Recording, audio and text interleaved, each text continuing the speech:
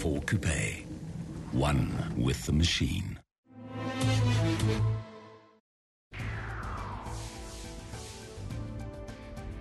We really know the hype is about the new and how about the new cabinet will actually perform. But what role should then the media be playing at this critical stage? I would hope that the media will give the newly appointed people a benefit of the doubt. Has the media lost its respect in this regard? We want you to tell us. The many factors that are hidden from the public in terms of this ought to be brought out by the media. Watch Media Monitor with me, Alicia Jali, Sundays at 9 a.m. only on the SABC News Channel.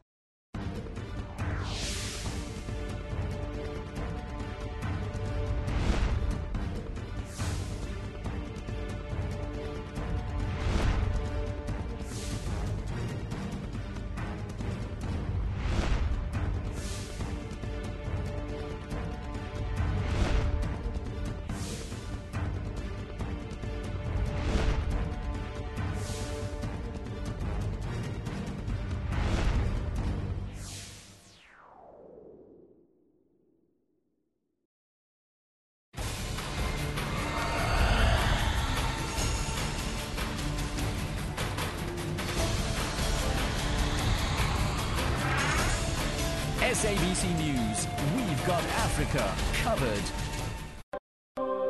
Despite enduring decades of persecution, the church in China is still one of the fastest growing body of believers in the world. In the late 70s, after the death of Chairman Mao Zedong, the authorities lifted the ban on organized religion and allowed churches to operate within certain legal boundaries. Based on official statistics, there are now between 20 and 25 million Christians in China. China is going through amazing social changes. I mean, they are moving from, the previous communist system to what they now call a socialist system. Yeah, and there's great social changes.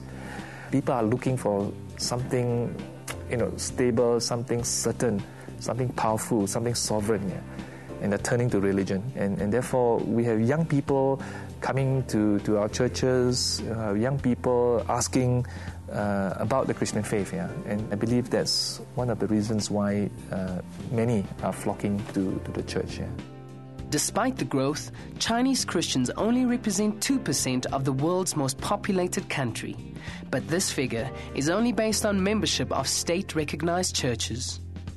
In spite of the rapid growth of the church in China, it is still a minority in society. Unofficial estimates put the number of Christians at 90 to 100 million. Even with that, we're looking at 7 to 8%. And many of the Christians are from the working class and from the farmers. Yeah. While years of persecution failed to eliminate Christianity in China, it did leave a shortage of Bibles, which were mostly confiscated and burnt during the Cultural Revolution. After the unbanning of Christianity, Bibles were printed on state-run presses, but these couldn't keep up with the demand. The church in China asked us whether we can help them set up a printing press, because at that time, the printing press were all owned by the state. Although they are very happy and willing to print Bibles for the church, it was not high in their priority. So, and sometimes it takes as long as 1 year from the time the church placed the order to the time they finally took delivery. In 1987, the press began the printing of Bibles. The first Bible came off in October 14, 1987. Last year, September 11, we celebrated the completion of 50 million copies of Bibles. I was there. I still remember the occasion when we were told of this good news, great news. Because while the world remember the tragic event of September 11, 2001, we celebrated the goodness and greatness of God. With the help of the United Bible Societies and its affiliates, the costs have been kept within reach of the average Chinese citizen.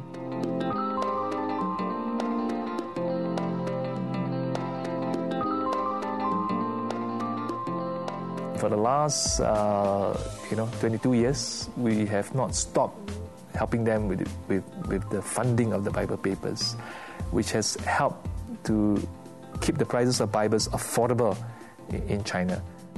In a country where no formal evangelizing can take place outside of the church building, Christians have found a loophole by giving pieces of the gospel to friends and family.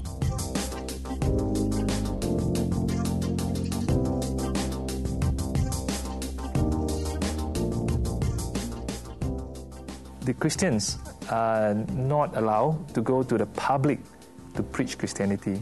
Something which I feel is powerful in China, and that is the Bible. Christians will buy Bible or gospel portions and give it to the non-Christian friends and family members, encourage them to read. Yeah. And I've heard testimonies after testimonies of Chinese who became Christians after reading the Bible and the gospel. On September 11th last year, the 50 millionth Bible rolled off the Amity press. To date, a total of 53 million Bibles, including 10 million for export to countries, including South Africa, have been printed. Ironically, the state-owned press in a country which once banned any religious practices is not only serving the re-emergence of Christianity in China, but is helping to spread the gospel to other parts of the world. If you look at the average child today, something seems different. Is it the way they dress, the way they act, or is there more to it? I do think children are different today than they used to be in the old days. I don't think there's anything new in terms of what parents complain about. It's the same old stories. They don't show respect. They don't want to work, all of those complaints. But I do think the world has changed a lot. And the parents who are raising kids are working and surviving in a world that has changed a lot. So children are being raised not really by their parents anymore, because usually both are working, at least part-time. So they're being raised by each other to a large extent. Hetty Brits believes children's role models are getting younger. And it does obviously have an impact on a child's development if he's modeling himself and his behavior after children who have themselves actually have a lot of growing up to do. Another factor is the media. We grew up with radio. That was the contact we had with the outside world, apart from school and creche and things like that.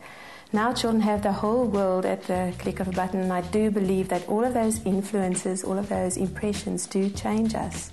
So how does a parent faced with these challenges raise a godly child? I believe that we as Christian parents need to be more goal-orientated with our children. We need to know where we're going in raising our children. We are in a generation where our children can't just roam the streets. So we need to be very mindful of what our children's world looks like. And we need to have a plan and a strategy and say, how am I going to teach my child what I believe is really important? And not just teach, but model. How am I going to model a value system that agrees with the Bible? Parents need to just be more careful, because I do believe that God has a wonderful purpose for our children in this time, and that we need to guard their spirits and not just their bodies, because we are really good at taking care of their bodies. We have all sorts of diet information that we didn't have in a generation ago, and we have all sorts of opportunities where we can develop our children intellectually and physically. But we as Christian parents need to realize and remember that our children's spirits are number one priority. Biblical parenting means that we raise our children to understand authority in the first place, which will initially be a bit of a painful phase when it's just us being the authority figures in our children's lives. But once they've rehearsed being in that position, it's easier for them to eventually accept the authority of God. Raising children is impossible if you're just doing it from the outside. You need the influence of the Holy Spirit on the inside of your child. And that's why we need to make sure that we as parents don't wait for some church camp or some evangelist to come to our town. We should lead our children to the Lord very early on. And another very important thing in biblical parenting is that we do what is written in Proverbs 22:6, that says we need to train up a child according to the way he should go. That means that we need to exercise children according to their own nature. That's actually what the original Hebrew means. We need to rehearse a strong-willed child in leadership.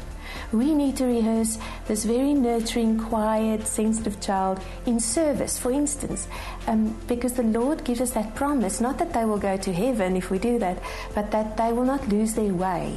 And they will be most likely to actually find their purpose in life, because we believe in our children's purpose and that God has a very specific goal for each child.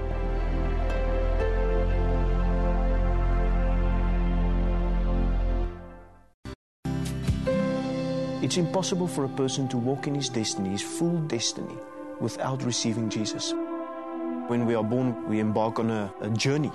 And that journey is to find God. Francois de Jager's journey from a troubled little boy to the pastor of a dynamic young evangelistic crusade called Salvation 10 began at an early age. I can remember when I was a very little boy, my father was an alcoholic and my mother had an affair with another man.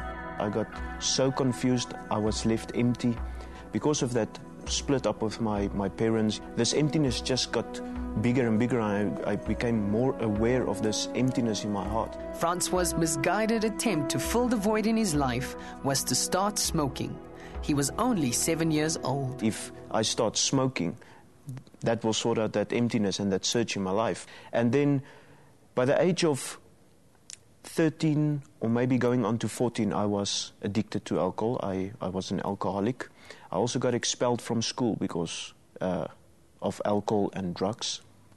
To make a very long story short, I ended up on the street because nobody ever wanted me. Because I turned out to be this washout in their eyes. Francois ended up staying with his father, who himself was staying with some friends. Francois continued in his drinking ways, and it all ended badly one night. I don't know how to describe it. People afterwards, after the whole event, told me I ran around and wanted to grab the children and say, I'm Lucifer, I want the children. I really wanted to be violent against my father. And the person whose home it was, he came to me and said, Francois, I don't agree with this behavior. I give you 10 minutes and then you pack your bags and you're out of my house. I turned around and I went to the kitchen and I got 2 steak knives. And I really wanted to kill this man. He phoned the police, and about 10 or 15 minutes after that, the police were there, and I went to jail for attempted murder. But miraculously, like many parts of my life, I don't know how it works, but miraculously, I got released without any charges or anything. And once again, I landed up on the street. I started really to go into more drugs and more alcohol. I was just sleeping on the street. And there was this particular couple, a young married couple, and somehow they heard about me and they had compassion on me, and I believe that's the Holy Spirit. And they said to me, Francois, we will give you a place to stay. We will take you from the street on one condition: you must go for a rehabilitation course. Francois' resolve didn't last too long. He was back to his old ways. When he got home one night from drinking, the couple were waiting for him. They just looked at me with tears in their eyes. Obviously, I was too drunk to feel sorry. I said, well, this is the way of life. And they decided that they will invite me to go to church with them the next Sunday. I had absolutely no desire to go to church. I didn't know what to expect. I was very, very nervous. I knew nothing about Christianity. As I was sitting there, they started praise and worship. And then the preacher came on the pulpit, but he didn't preach. He was just standing there with a mic in his hand and closed his eyes and with one of his hands in the air. I was confused. All of a sudden, in this very quiet atmosphere, the youth started to jump up with flags and they started running around, and people started singing spontaneously, praising God and worshiping God. What happened next changed Francois' life forever. All of a sudden, I was cut off from all that activity around me, and this invisible force was with me. But I could hear it in my heart and in my mind. I could hear a voice saying to me, Francois, my name is Jesus. I love you. I died for you on the cross. If you leave this church building today without making a decision for me, you don't have long to live, and you're on your way to hell. In 3 seconds that morning, Jesus did for me what no person could do for me in 3 years. that no drugs could do for me in the 7 or 8 years that I used it. It was truly a miracle. Over the next 2 years, Francois would study theology and become a youth pastor. Along the way, he met and married his wife, Armandi, but he felt a need inside, a passion that wouldn't sleep. There's one particular night we couldn't sleep, Armandi and myself, and I said, well, let's go and pray. And I can remember we prayed for an hour, but it felt if I was praying against the ceiling. I got so frustrated, and I said that to the Lord in my prayer. I can remember all of a sudden, the Holy Spirit was in that room. And I felt in my heart, the Holy Spirit said to me, where are those evangelists that will bring in the harvest of young people of this generation? And that's when we started Salvation to Every Nation, focusing on youth evangelism. Our main thrust is what we call Reload Youth Conferences. It's a big mass crusade focused on young people. The reason we call it Reload is because this generation of young people is empty and they need to be reloaded. Not with any junk. They need to be reloaded with the love of Jesus and the power of the Holy Spirit. We try to go indoors to make it more youth-friendly. Many churches struggle with how can we get young people in the church. And then I realized, Jesus had to become a human being in order to reach humans. And for us to reach young people, we must come on their level. We package the message in such a way that the young people feel comfortable with, and that they feel at home, and they feel relaxed.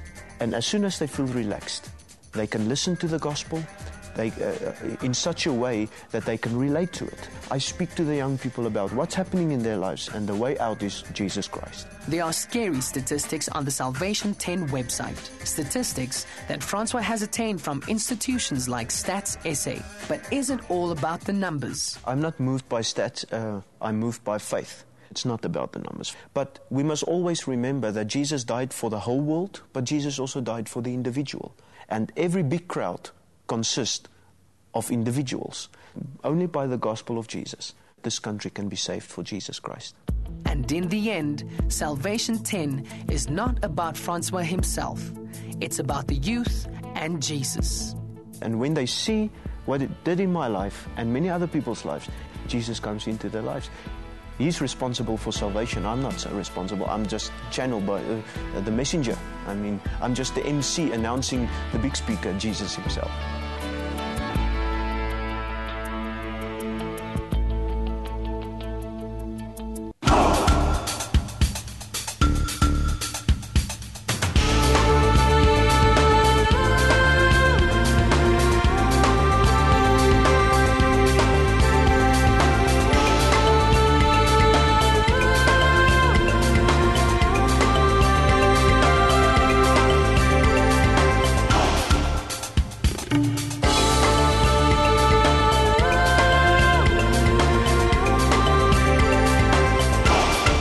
To enter into the world of art is to enter into the world of spirit. Art and the expression of spirituality. And spirituality in the world of art, these are two inseparable elements. I would state this, that from an African perspective, when you are born and your umbilical cord drops, you plant a tree. And that tree becomes an extension of who you are. That's one of the reasons why when someone dies in an accident far away, you take a branch of a tree in order to carry the spirit of that person and guide it back home. So when you carve wood, like one is carving wood here, one is not acting on an object that is far away from them. One is acting on themselves. You are acting on your relationship to your ancestors, to your religion, to your tradition, as well as to your own culture. Therefore, art in itself is a language that comes in form. Sometimes it comes in words, it comes in color, it comes in shape. But in the world of sculpture, it comes in the world of form, in three kind of dimensions, speaking to the inner core of who we are, as a people. Your ancestors, your father, your mother, your neighbor is part and parcel of what art is all about. when the greatest movements in European art, like Fauvism, Surrealism, Expressionism, and Cubism, came face to face with African masks that they looked as ritual objects. But these ritual objects were celebrating the rites of passage, the rites of life. As African people, we deal in the world of spirits. There's a spirit of the earth. There's a spirit of the tree. There's a spirit of the animal. There's a spirit of my ancestors. So because these spirits are powerful, and if you cannot visualize them and you cannot see them, then these spirits become a threat to your existence. So an artist then creates these works of art, give them personality, give them meaning, and by so doing, gives them identity. And once you identify them, then you can relate to them. You can then talk to them. So art, therefore, is the bridge between human beings and religion.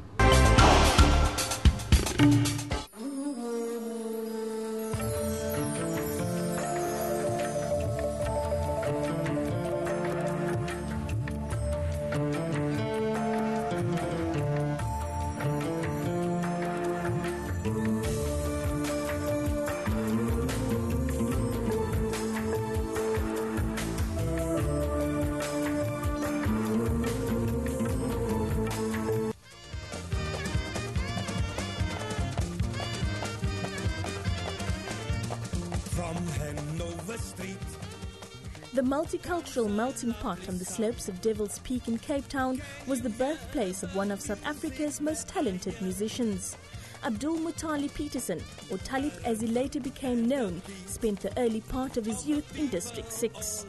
He was one of 13 children whose love for music and singing was encouraged from an early age. As a young boy, he grew up amongst the minstrels that famously graced the streets of Cape Town every New Year.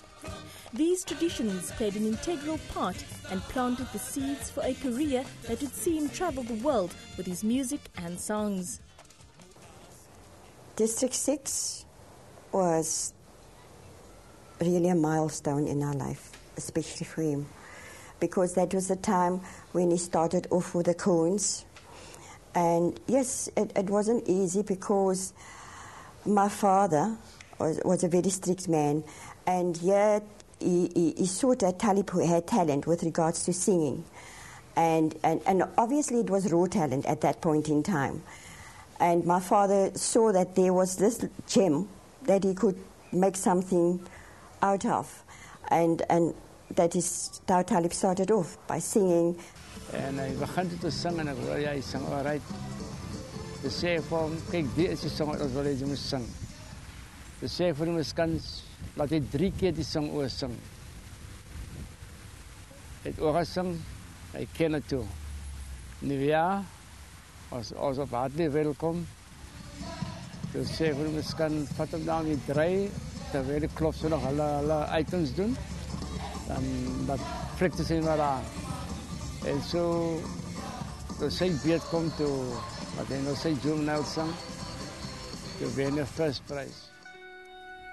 The government of South Africa was starting on the path to apartheid, and Taliep's hometown District 6 became one of its first casualties. As the winds of change blew through the country, District 6 was declared a whites-only area, and the soul of this vibrant community was being ripped apart. The Petersen family, who lived opposite the primary school in District 6, were forced to move to Salt River, an area further out of Cape Town city centre. These early memories lived with Taliep, and it became the basis of many of his later works. The Taliep had an incredible memory of his childhood, and he was a wonderful storyteller. He was a great raconteur. He could vividly depict the streets of District 6. And in fact, he took me down to the open piece of ground that was once was District 6, and he walked me through the cobbled streets. You know, that's all that remains there. And he said, "Oh, on this corner was that building, and there this one lived there. You know, and Buta Saki and Buta Machi and Buta this, and you know, and he walked me through that district, and it was amazing." District 6 to Taliep was part of him. All the different characters of different people he actually imbued into his body. That is why he could express himself in the plays.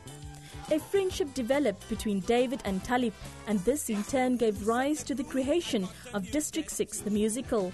The show started off slowly, but within a matter of weeks, its popularity grew to an unprecedented level. First production took place at the Baxter in about April of 1987, and it was booked in for 6 weeks. And the first audiences were typically kind of white Baxter audiences.